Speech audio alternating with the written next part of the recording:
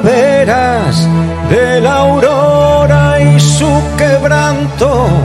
de la lluvia en las praderas,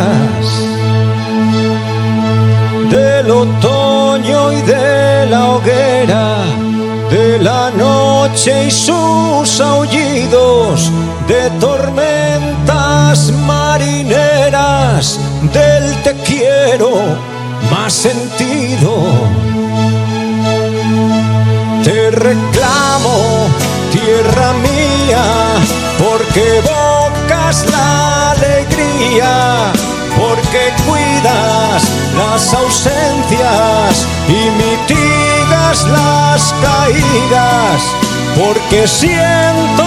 que en esencia somos tierra y tú eres vida.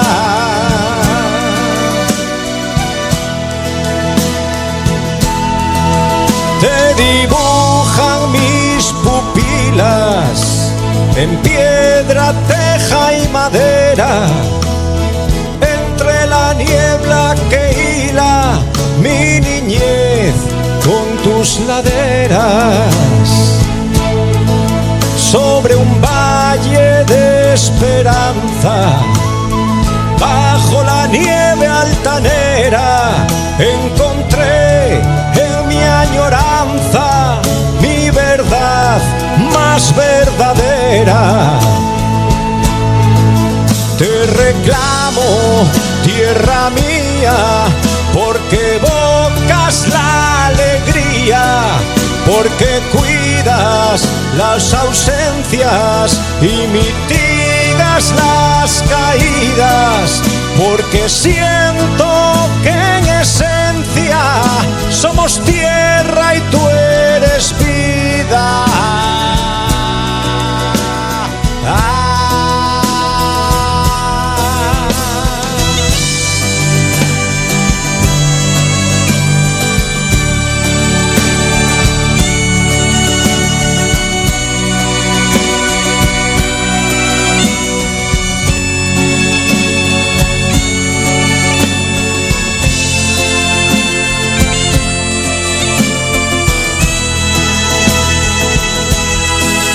Te reclamo, tierra mía,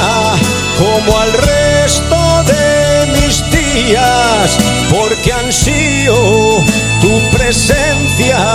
frente al mar y siempre erguida, porque siento